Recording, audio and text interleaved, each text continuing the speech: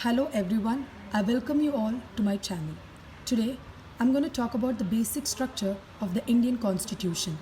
The basic structure, which is nothing but it is a feature or an element of something. In this case, it is our Indian Constitution. The very important article relating to the basic structure and the evolution of the basic structure is Article 368, which empowers the Parliament to amend the provisions of the Indian Constitution. 1 year after the commencement of our Indian Constitution, a question was raised to the Supreme Court whether fundamental rights can be amended by the Parliament under Article 368. This question was answered by the following case, Shakari Prasad versus Union of India 1951. This case challenged the constitutional validity of the First Amendment Act 1951, which curtailed the right to property, which is a fundamental right.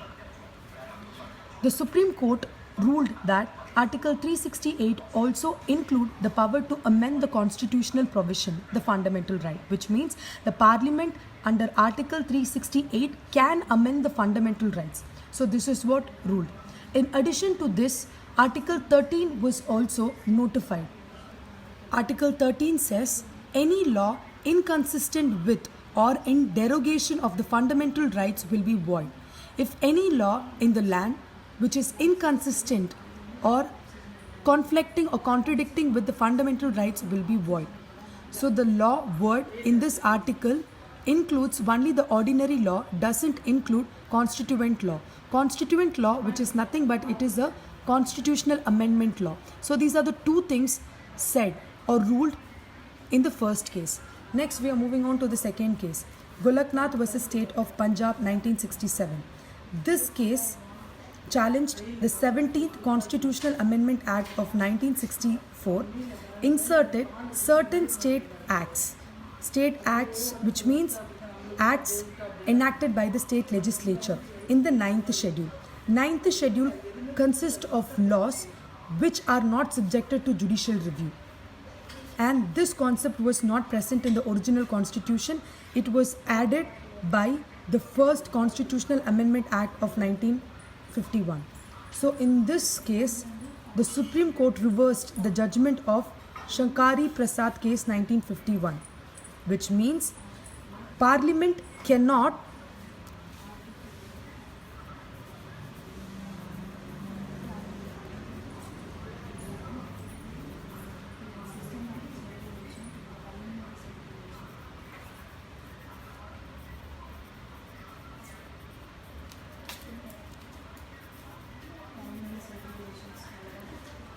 amend the fundamental rights, and any constitutional amendment laws made will be covered under article.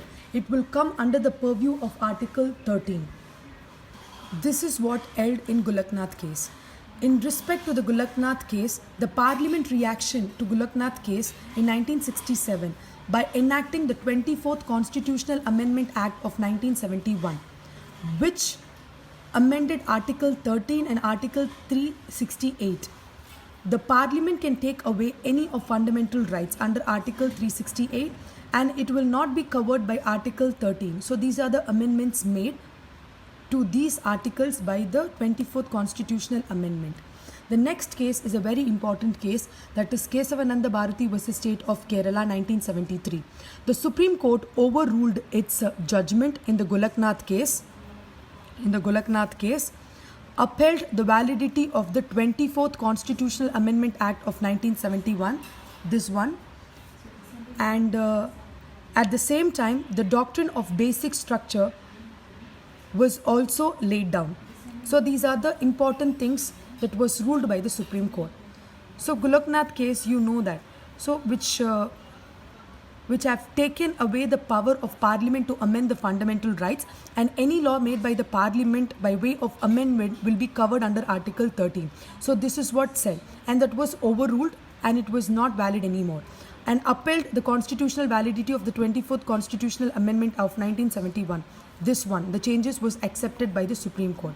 But at the same time, the doctrine of basic structure, which is nothing but the Parliament has the power to amend any provisions in the Constitution, but doesn't have power to amend the basic structure of the constitution. So this is the concept of doctrine of basic structure. This was applied in Indira Nehru Gandhi versus Raj Naren 1975.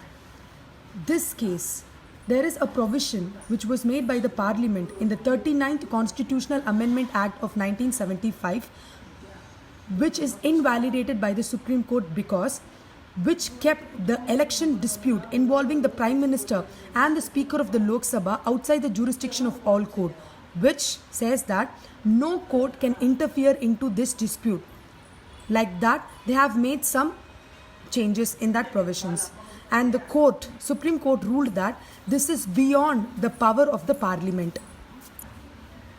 Parliament's reaction with respect to the previous case, the 42nd Constitutional Amendment Act of 1976 was enacted because of this, which amended Article 368 and made it as unlimited. The Constitution conferred Article 368 a limited power, which was converted into unlimited one by the 42nd Constitutional Amendment Act of 1976. In respect to the Parliament's action, in the case of Minerva Mills versus Union of India 1980, the Supreme Court invalidated the above provision. That is, 368 article cannot be unlimited, it is only limited, which excluded judicial review. It is a basic structure of the Indian Constitution. Applying the doctrine of basic structure with respect to Article 368, which means they're applying the doctrine of basic structure to Article 368, and they're saying the Supreme Court ruled that limited power conferred to the Parliament to amend the Constitution which cannot be converted into unlimited one, which means a limited power which was given to them, with that limited power they cannot convert it into unlimited one. So this is what ruled in the Minerva Mills versus Union of India case 1980. And the last case with respect to the basic structure is Verman Rao versus Union of India 1981.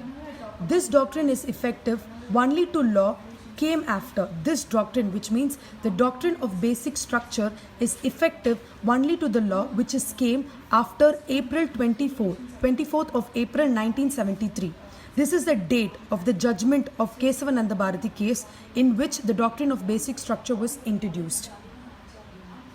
The conclusion is that the present position is that the Parliament under Article 368 can amend any part of the Constitution, including the fundamental rights, but without affecting the basic structure of the Constitution. However, the Supreme Court is yet to define or clarify as to what constitute the basic structure of the Constitution. Although the Supreme Court tried its level best to give the basic structures of the Constitution in many of the cases like Kesavananda Bharati case and the cases that we have saw just before. So these are the cases which gave the basic structure of the Constitution, and it yet to clarify the rest of the things. It may or may not increase. It may increase, sorry. Thank you for watching my video. If you really like the video, just like it and subscribe to my channel. Thank you so much for watching.